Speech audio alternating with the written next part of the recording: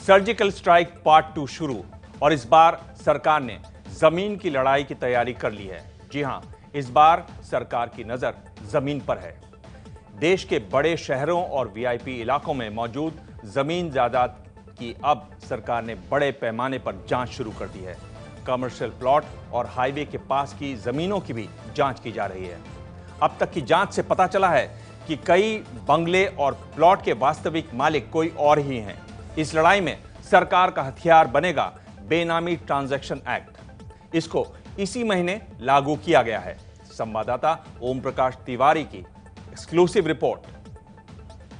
हमने कानून बनाया, जो भी बेनामी संपत्ति होगी, दूसरे के नाम की संपत्ति होगी, हम कानूनन अब उस पर हमला बोलने वाले। 5 दिन पहले प्रधानमंत्री ने बेनामी संपत्तियों में छिपे काले धन पर निशाना साधा था। आपको भी पता है कि दिल्ली के किसी बाबू का ये गोवा में फ्लैट बना हुआ है, जिसकी 7 पीढ़ी में कोई गोवा रहता नहीं है। वो पैदा हुआ कहीं और, काम कर रहा है दिल्ली में, बड़ा बाबू है, फ्लैट खरीदा गोवा में। किसके नाम? खुद के नाम खरीदते हैं क्या? तय हो गया था कि काले धन की इस नींव को जड़ से उखाड़ने की मुहिम शुरू होगी। लेकिन ये एंड नहीं है। मैं हाथ खुल करके कहता हूं, ये पूर्ण विराम नहीं है। और अब दिख रहा है बड़ा एक्शन।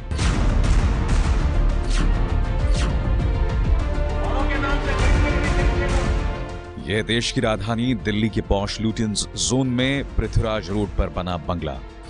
आपको लग रहा होगा कि यह किसी अमीर का होगा। दिल्ली के लुटियन जोन पृथ्वीराज रोड पर हम जिस बंगले के सामने खड़े हैं, ये बंगला उत्तर प्रदेश के एक इंजीनियर का बताया जाता है। साल 2014 में इन्फोर्समेंट डायरेक्टरेट ने इस बंगले को पीएमएलए के तहत जब्त कर लिया था और आरोप था कि ये बंगला भ्रष्टाचार की कमाई से खरीदा गया है। सर्जिकल स्ट्राइक के तहत मोदी सरकार को सूचना मिली है कि ऐसे ही कुछ और बंगले लुटियन जोन में मौजूद हैं, जिनके कागजों में तो मालिक कोई और हैं, जबकि उनके वास्तविक मालिक कोई और हैं। काले धन की इस खोज के लिए सरकार ने देश के प्रमुख शहरों के हाईवे के पास की जमीनों, वीआईपी इलाकों में मौजूद जायदाद और औद्योगिक प्लांट, कमर्शियल फ्लैट्स और दुकानों की जांच शुरू कर दी है। सरकार को यह बात अच्छी तरह से पता है कि भ्रष्टाचार और रिश्वतखोरी का ज्यादातर काला धन ऐसी ही वीआईपी जायदादों और बंगलों में लगाया जाता है। लिहाजा सरकार दिल्ली समेत देश के प्रमुख शहरों में ऐसी जायदादें ढूंढ रही है जिसके वास्तविक मालिक कोई और ही हैं। सूत्रों ने बताया कि अब तक पता चला है कि एक ही शख्स देश में कई जगहों की वीआईपी प्रॉपर्टीज का वास्तविक मालिक है, लेकिन कागजों में कोई दूसरा शख्स ही मालिक बताया जा रहा है। जैसे नौकर, रिश्तेदार, दोस्त, ऐसे लोगों पर शिकंजा कसने के लिए 3 चरणों में जांच शुरू की गई है। पहले चरण में ऐसे जायदादों की पहचान की जाएगी। दूसरे चरण में कागजों में मौजूद मालिक से धन का स्रोत पूछा जाएगा। तीसरे चरण में जवाब से संतुष्ट न होने पर बेनामी ट्रांजैक्शन एक्ट के तहत कार्रवाई शुरू की जाएगी। सरकार ने साथ ही तमाम सरकारी विभागों से सरकारी जमीनों का भी ब्यौरा मांगा है, जिससे पता चल सके कि कितनी सरकारी जमीन पर कौन लोग काबिज हैं। जांच के पहले चरण के तहत देश के प्रमुख शहरों से जानकारी एकत्र की जाएगी। बेनामी ट्रांजैक्शन एक्ट इसी साल अगस्त माह में संसद ने पास किया था और इसी महीने की 1 तारीख से इसे लागू भी किया जा चुका है।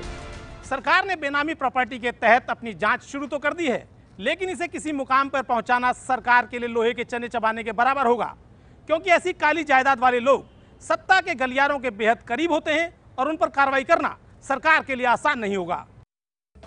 इस बीच 8 नवंबर को 500 और 1000 रुपए के नोट बंद होने से रियल्टी सेक्टर के शेयरों में भारी गिरावट दर्ज की गई है। जानकारों का कहना है कि शेयर के दामों में करीब 25% की गिरावट आई है।